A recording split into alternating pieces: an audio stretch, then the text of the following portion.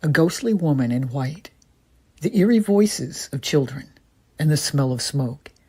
True Crime Psychic Eye presents The Haunting of Taliesin.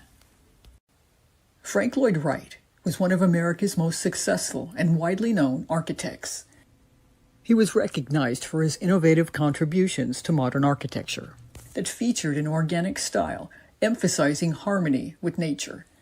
Some of his iconic buildings are the Falling Water Home and the Guggenheim Museum in New York. His sometimes controversial personal life included an out-of-wedlock relationship with Martha Borthwick Cheney. When his wife Catherine refused to grant him a divorce, he started building a new home for himself and his mistress on land in Spring Green, Wisconsin. He named the new home Taliesin after a Welsh poet and magician. The house was completed in 1911. Sitting on 800 acres, the property grew and expanded over the 5 decades that Frank Lloyd Wright lived there. It served as his home, studio, architectural school, and garden sanctuary. But in August of 1914, a disturbed employee named Julian Carlton disrupted everything. Wright was away in Chicago working on a design on August 15th. At lunchtime that day, Carlton, the cook, told his wife to leave the house. He returned to the dining room with a hatchet, attacking Martha and her 2 children. Once they were dispatched, he doused the floor with gasoline and set the entire house ablaze. He locked the door from the outside as the dining room burst into flames. Workers having lunch in a separate section of the dining room tried to bust down the door. One jumped from a window with his hair and clothes on fire, rolling down a hill attempting to put out the flames. When he glanced back, he saw Carlton attacking his co-workers with the hatchet as they tried to escape out the door and window to the courtyard. The 2 that managed to make it out alive ran a half-mile to the nearest home with a phone. Responders found Martha and her kids, plus the workers, as well as a 13-year-old boy, had all perished. In total, 7 deaths. Carlton had fled to the basement boiler room, which was fireproof, and swallowed hydrochloric acid. He survived, but his esophagus was severely damaged. He died in prison of starvation, unable to eat. It's been speculated that Carlton had become paranoid and that racism and issues with co-workers had come into play. But his wife admitted that Martha had told them they were being let go. This could explain her husband's initial assault on Martha and her children. By the end of 1914, Taliesin's residential wing was rebuilt. It suffered a second fire caused by electrical issues in 1925, burned to the ground, and then again was rebuilt by Wright. It stands to this day, designated a historical landmark, and is open to tours. In time, people began to report paranormal experiences there. Doors slam, windows open and close, and lights flicker. A woman in a white gown, rumored to be the ghost of Martha, has been seen in the cottage. Voices of children and the smell of smoke have also been reported in the same area. An interesting fact, since firefighters responding to the crime scene had moved the bodies to the cottage. It's often said that Martha's apparition seems restless and lost. Frank Lloyd Wright rebuilt the home after each fire, utilizing the same limestone, which turned a distinctive red due to the exposure to heat. One can't help but wonder if its properties contribute to the haunting and have recorded the energy from that terrible day. Maryam and Denise will explore this mystery. Hi, and welcome to another episode of True Crime Psychic Eye. Well, that's an uplifting story. Oh my gosh, that's horrifying. So we'll have fun with that one tonight. Let's get started. My name's Maryam. I'm a psychic medium. I've been doing this work for over 25 years. I don't dare inch up to saying 30 years. And True Crime Psychic Eye came about, Harlow and I were working together, and we thought, well, why don't we try delving into some of these older cases and seeing if we can help people.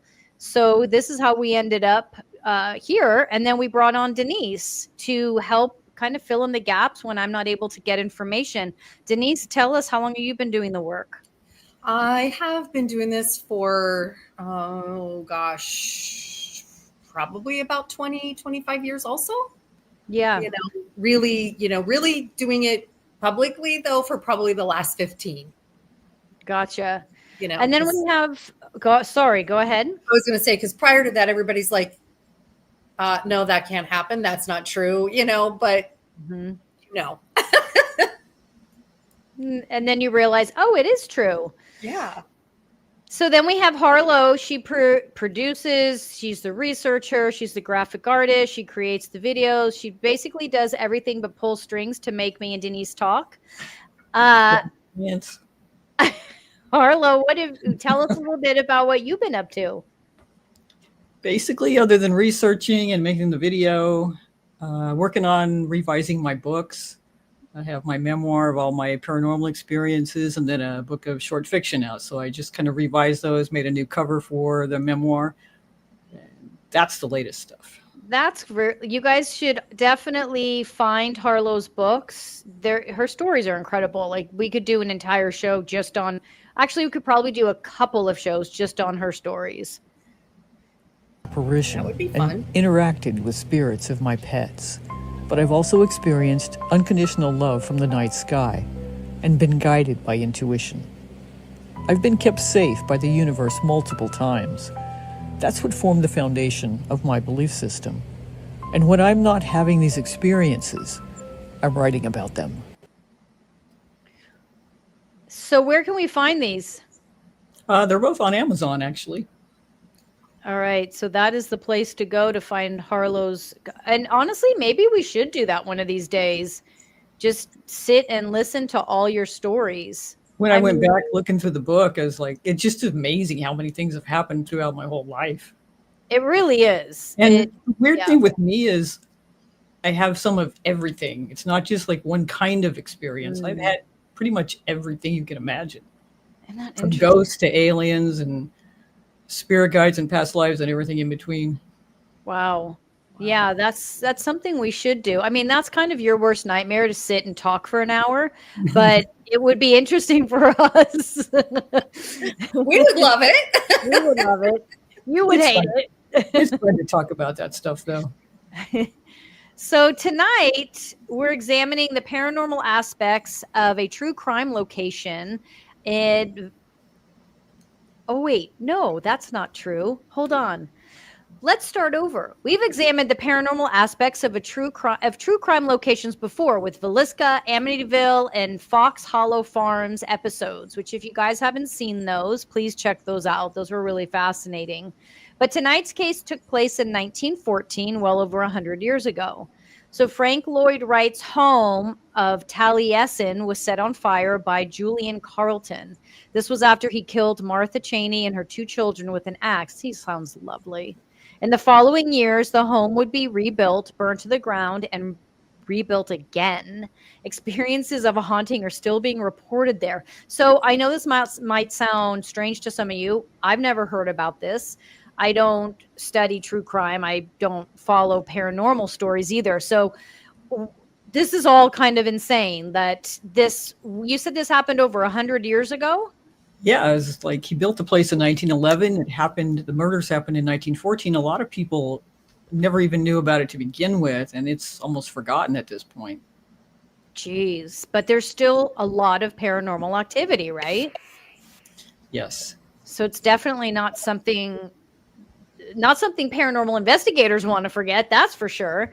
And if there's still activity there, that means obviously there's some beings there that maybe don't want to be there anymore. Let's revisit the facts one more time, and then we'll jump into the case. Here's what we know about the haunting of Taliesin. In August of 1914, Julian Carleton murdered Martha Cheney and her 2 children with an axe. He then set the home on fire and killed workers as they tried to escape the blaze. He ran into the basement, swallowing hydrochloric acid. He survived, but died later in prison. Experiences of a haunting have been continually reported over the years. So, Harlow, why don't you start us off? First off, I'd actually really like to ask any viewers watching to kind of put your questions in the comments because I'd like to try to get as much information as we can out of our psychics tonight. There's not a lot of mystery about the case. We know who committed the murders. We know basically what happened.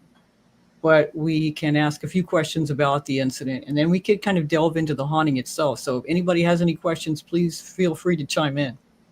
Okay, that sounds smart. All right, so let's start with the beginning. We know that Julian Carlton is the one that killed these people. He killed 70 people. Some people say he was the cook. Some people say he was a butler, handyman type guy. But nevertheless, he decided to kill Martha and her two kids. They were 9 and 11. And then afterwards, he took gasoline and poured it under the door, locked the door, and set the place on fire. And other people trying to escape, he also killed with the axe. Only 2 people survived and got away. So what we don't know is why he did it. There are several theories about that, but nobody knows for sure why. And he could barely speak. He died in prison, couldn't eat. So we don't know why. He never said anything. Oh, wow. That's fascinating. Tell me his name again. Julian Carlton. Okay. And then let me pull up these pictures you gave me. And I saw that you had sent me. There's only one picture known to exist of him, and he's not even looking up. So it may be a little difficult, but that's the only one out there. Okay. So for anyone that's new, I read off of photos. So I'm going to, Harlow sent me a bunch of photos that we just can't air, but his name was Carlton? Mm-hmm. Okay. One sec.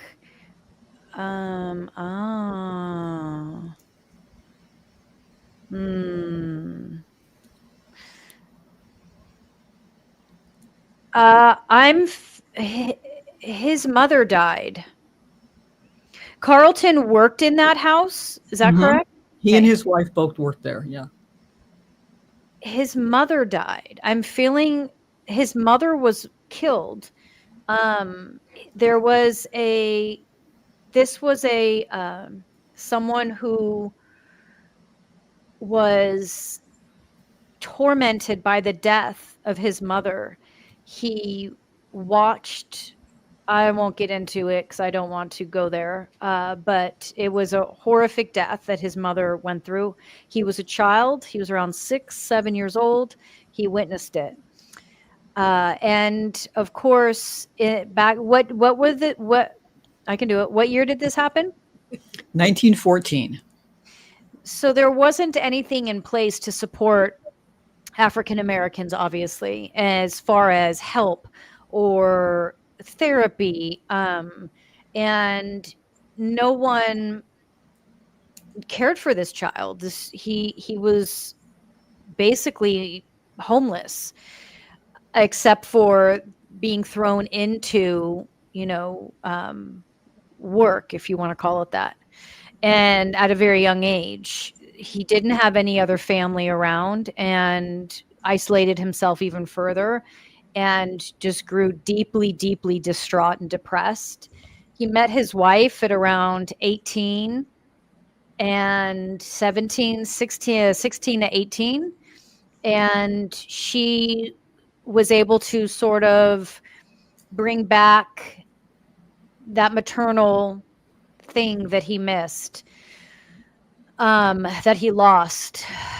It's really painful to read him and speak for him, even though I know he did horrific things. That wasn't his nature. That wasn't who he was until he witnessed what he witnessed as a child. And I'm not saying that made it okay for him to do it, but that's where the rage came from for him.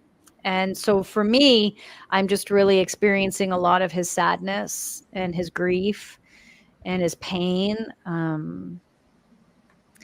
He has since passed over many times and passed through many bodies and is very, each lifetime he has developed and grown more conscious for his ways. but in some ways, I almost want to say you can't fault him for what he witnessed and went through, and for the fact that nobody came to help him. No one came to help his mother.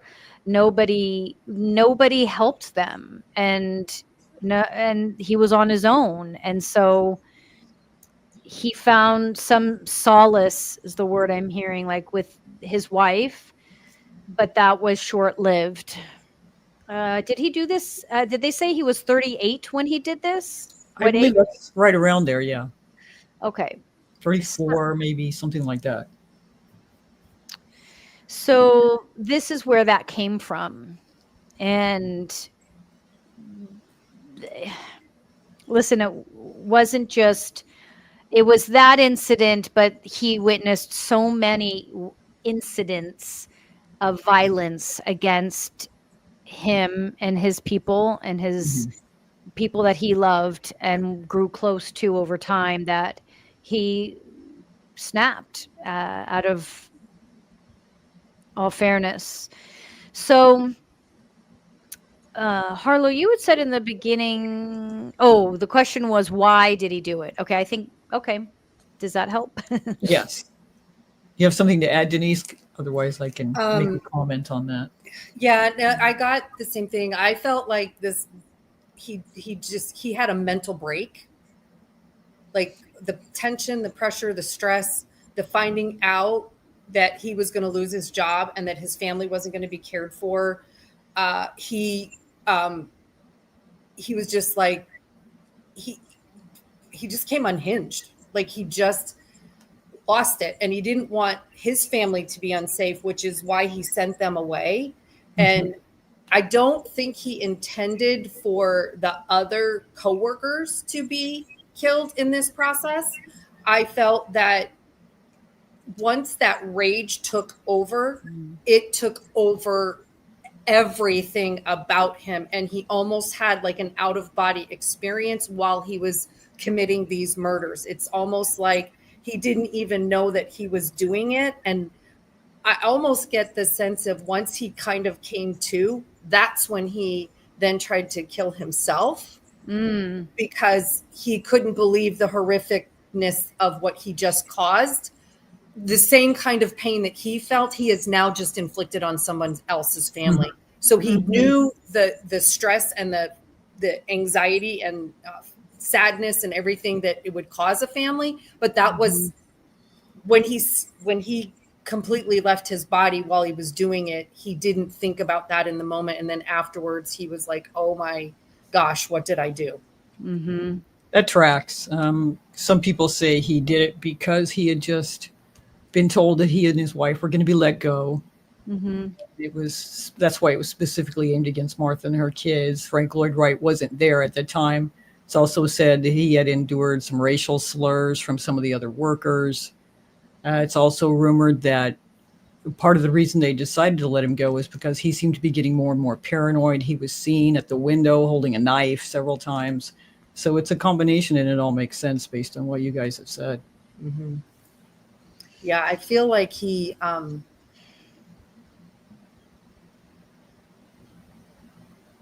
just kept getting worse and worse. Like his mental health was just getting worse and worse and worse.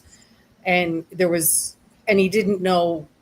And like you said, Maryam, at the beginning, like there was no help regardless of the color of your skin at that point in time. They didn't really have therapy or anything like that. And it was just like, just go live your life and hang on for the best, kind of thing.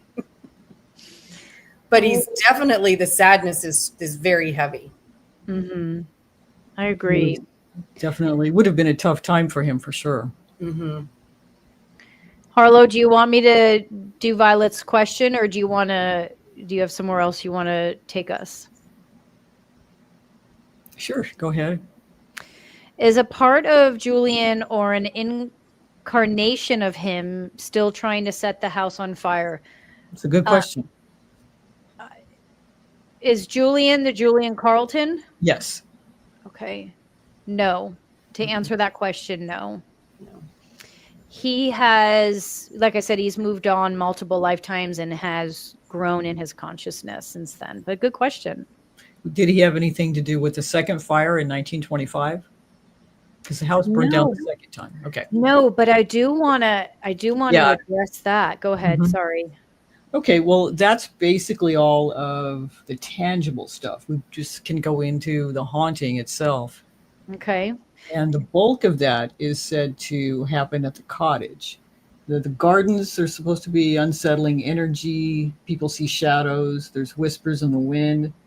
But most of it, other than lights flickering and doors and windows opening and shutting by themselves, most of it happens in the cottage, where it's said that people see Martha as a woman in white, and they smell smoke and they hear the voices of the kids. And the bodies were moved by the responders to the cottage. So what's going on? What's responsible for the haunting there? Is it Martha and the kids, or is it something else? Is the cottage this picture you sent me The of like last picture I sent you guys today. Mhm. I couldn't find any pictures of the inside of it, but the outside is there. The small building. Mm-hmm. Did you get that one I sent today? I got what you sent today. That's this like black and white. It's like a brick with a bed in it. No. No. It's a building just from the outside. I just sent it today. Those other ones I sent a while back. What did you? It should say cottage. It should say cottage. Okay, hold on. Let me go here really quick. Maybe you didn't open that email. New photos for tonight. That was at 8:06 a.m. today. Yes. Yeah, that was. So, Oh, okay, got it. okay, because I was going to say, I think it is Martha.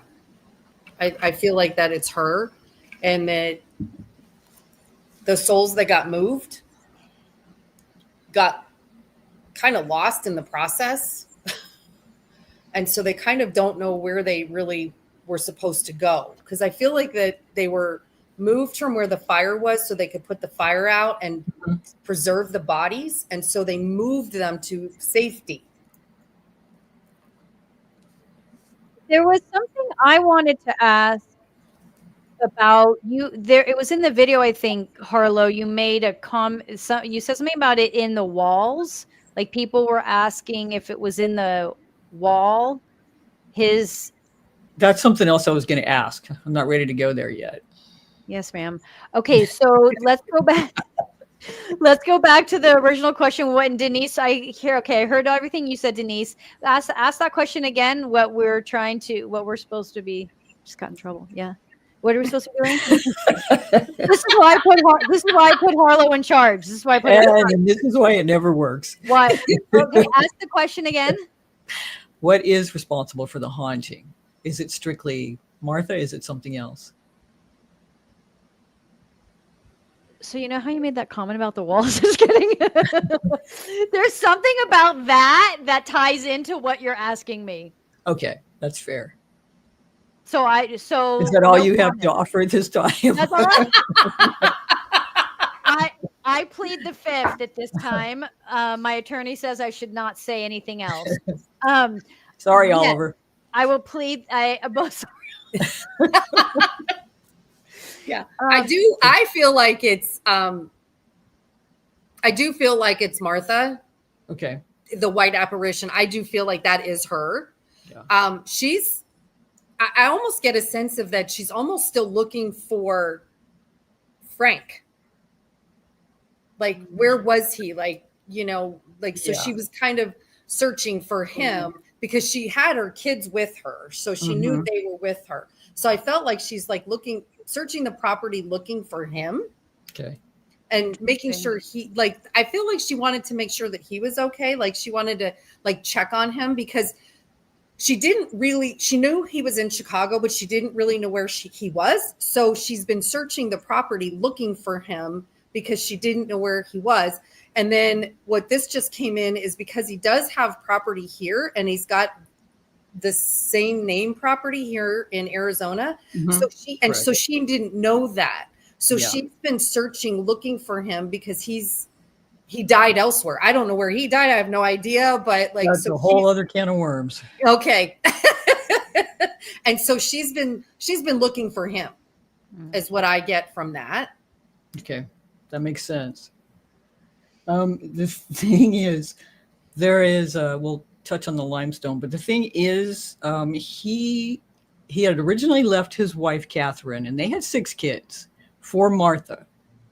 He had Martha had met his wife Catherine. They got to be friends and decided that Frank should design a building for these people. And when that was happening, he fell in love with the guy's wife, Martha.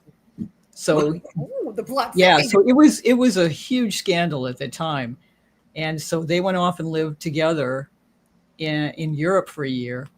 And the husband of Martha granted her the divorce, but Frank Lloyd Wright's wife, she would not grant him the divorce because she kept thinking he would come back, right? So then he had his mother buy the property in Wisconsin, built the home for he and Martha there.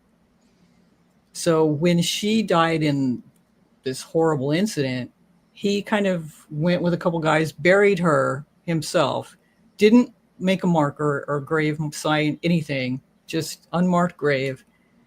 And then he eventually fell in love with someone else, married her. She had a morphine addiction. They divorced after 3 years. He met a Russian dancer, married her, and that's when he went and built Taliesin West in Scottsdale, Arizona. He lived there with the Russian dancer until he died in 58, I believe, 58, 59. And he wanted to be buried in Wisconsin where Martha had died. So he was buried there. And there's a marker for him there.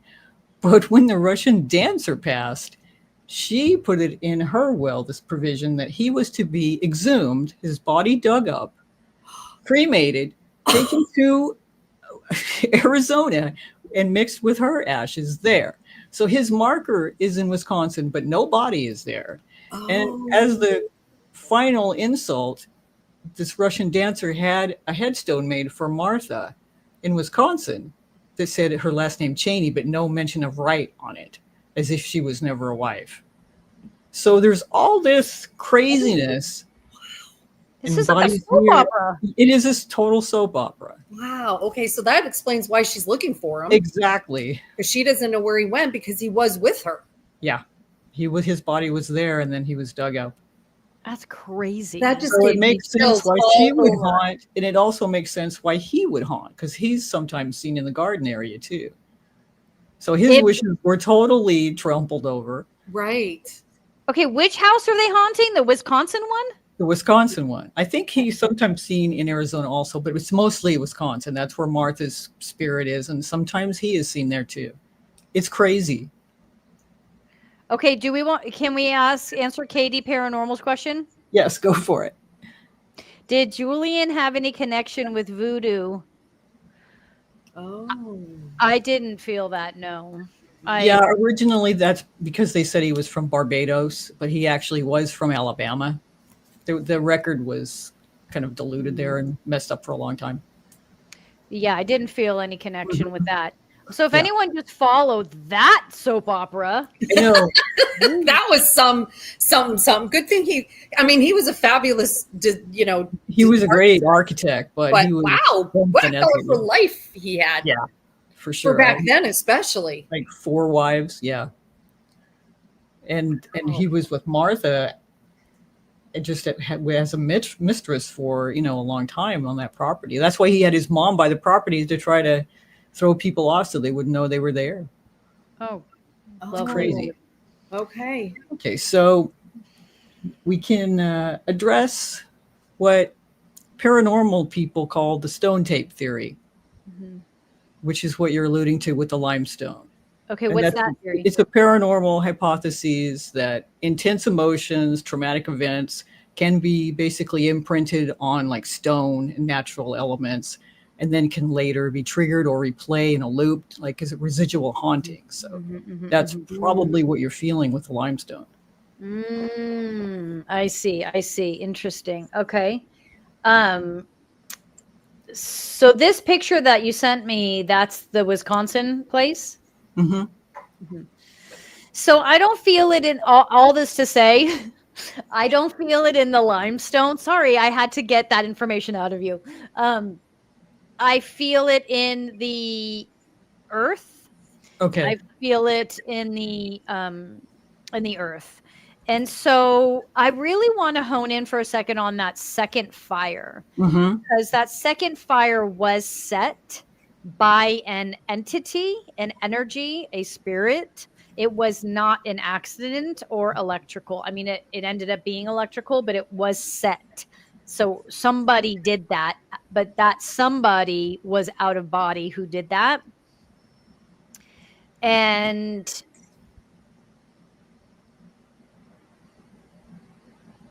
when was that second fire? The second one was in 1925. Okay, because that makes sense, because Julian was still was unsettled still. And because Julian didn't come to this kind of higher understanding and start to evolve until much later, out of body. And I feel Julian still set that one too. I'm seeing someone, I'm seeing like pliers or scissors or something that were used. There was a way that he was able to, I don't know anything about electrical stuff, but he was able to set that on fire. That tracks, because it's said to, even though it's said to be an electrical fire, it was said to be because of a storm surge, because they had just had phone wires put in. Oh, interesting. Okay. Sorry, go ahead. I was going to say, I felt like it was more like something got untwisted and then retwisted in the wrong way.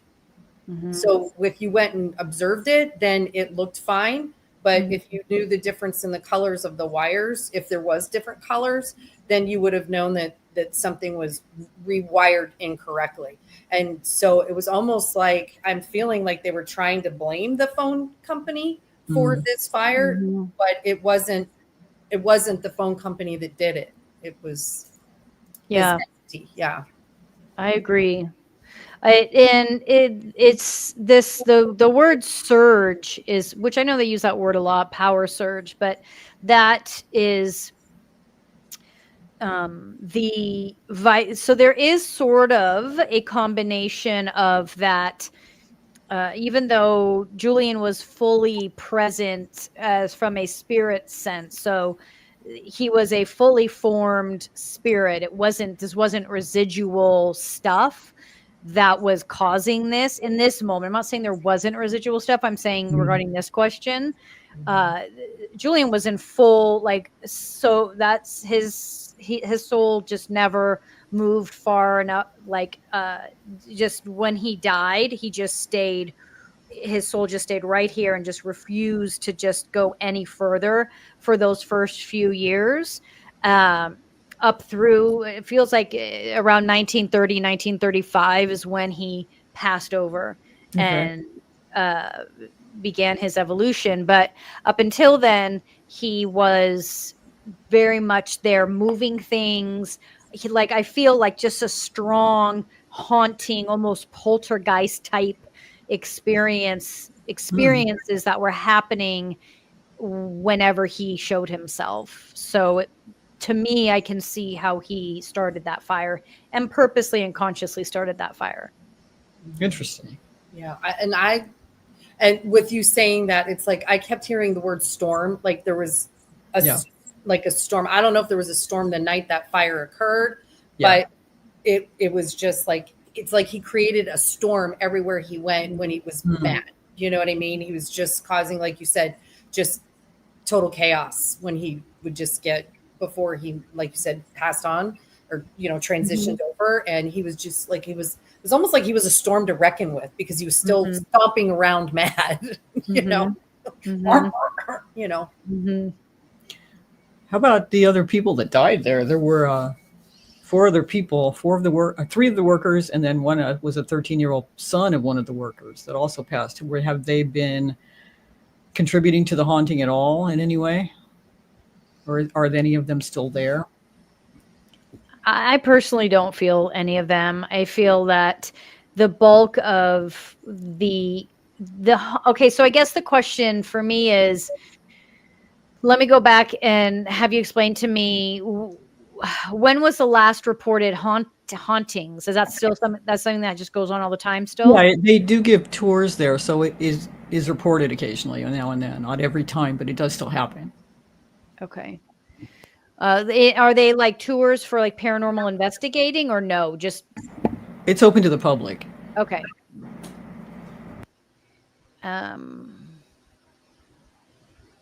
I don't feel any of those people there. I know that Julian's moved on.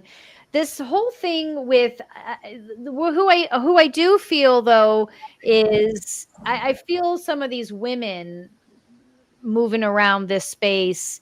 I even feel his mother still in that space. I feel like there was so much chaos created, and that chaos here lends itself to more of what you were mentioning earlier about this residual type energy being there, because this guy generated so much chaos, and his mom contributed to the chaos and supported the chaos. And all these women in his life, except for Martha, I just don't feel her as one that was causing or creating chaos.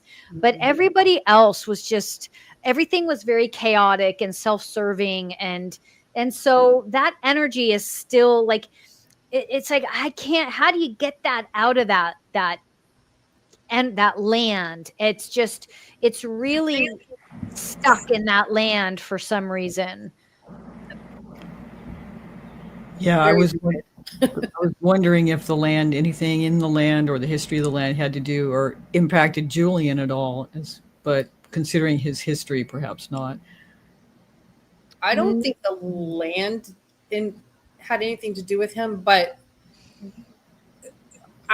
there is something with the land. There is some, I don't know if it was like a sacred land that he, because it sounds like he created chaos and just made whatever he wanted to have happen, regardless of what, and I'm almost getting like it was indigenous land, and that there was other, and he just was like, nope, I'm building the house here and I don't care what anybody says. And I don't know because I think he was pretty wealthy, if I remember. That was like 700 or 800 acres up in Wisconsin. It's a huge property.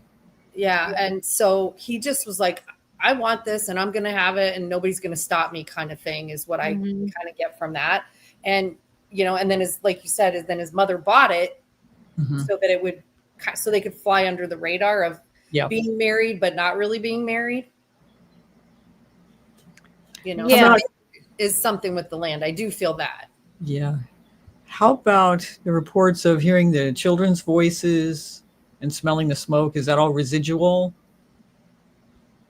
Yeah, I'm looking at these pictures now. The smoke is obviously residual, but so what's keeping the children's voices there is Martha.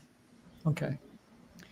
And because the children quickly transitioned over, but Martha's fear and maternal energy and connection to her children it's like it's playing out, which is like horrifying, I know, for parents to hear this, but it's like she's not she hasn't moved over yet. She hasn't moved on yet.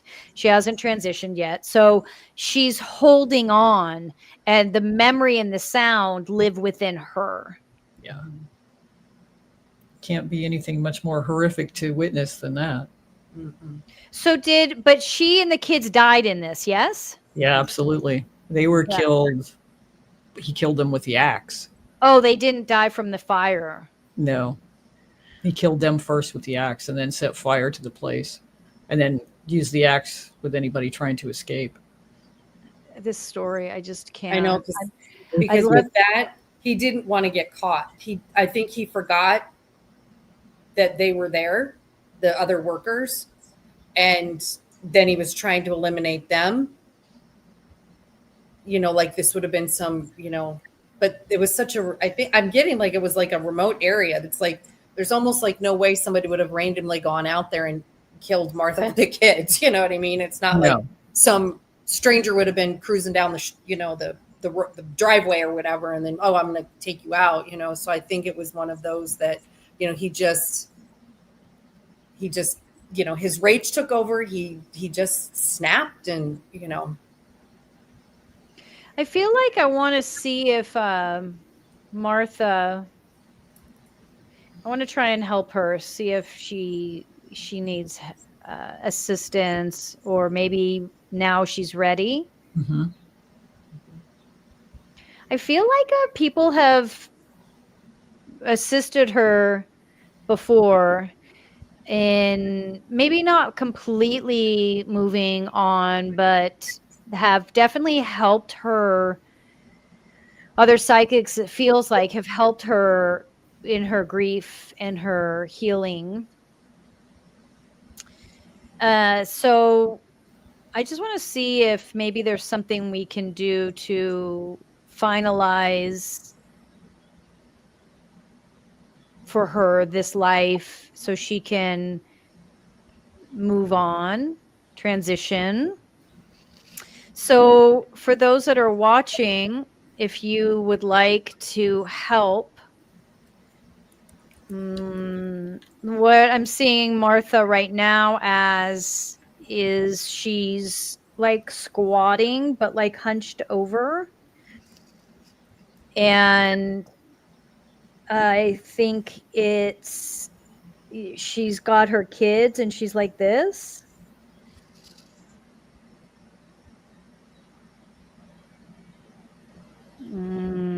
So let's help her.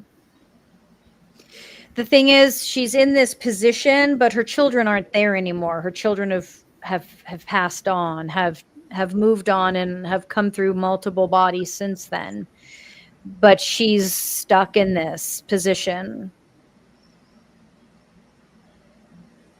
So what we're going to do is gently and quietly just approach her from behind, and just gently, like energetically, start to pull her shoulders back a little bit so she's not hunched over, so she's at least sitting upright, and feels like she has the strength and the energy to lift her chin and lift her head, because that's asking a lot of her right now. So let's see if we can help her do that much. So just start by visualizing that. Visualizing lifting her chin, visualizing gently moving her shoulders back. It's interesting. I can see so many people, so many of us around her right now. It's really sweet. And then let's gently bring her up to a standing position.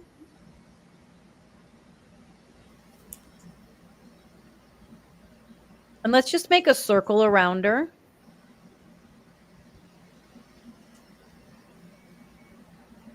And let's just hold this circle for a moment so she can feel complete peace and ease and trust. Just let her be in that circle for a minute. She's going to cry for a bit, and just let her be in that for a moment. And then we're going to visualize her guides, like literal angels, angelic beings, slowly coming down. I'm seeing 2 for sure. There's a third hovering.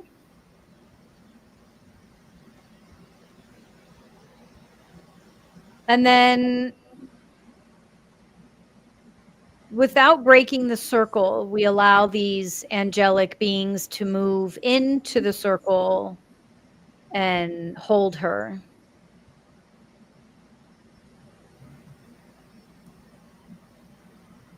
And we're going to visualize this until this image just disappears.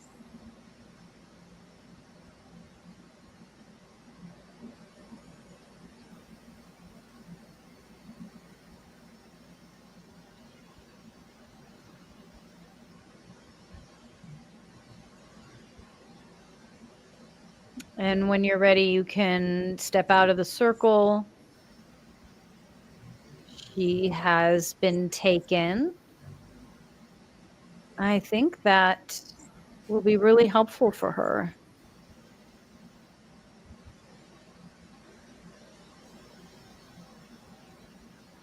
Any other questions, Harlow? I think that's pretty much all I had. Just remembering all the soap opera details was tricky. You did a good job. Yeah. She was just so lost, I felt like. Mm-hmm. Martha, like she was just so heartbroken Mm-hmm. that because in spite of,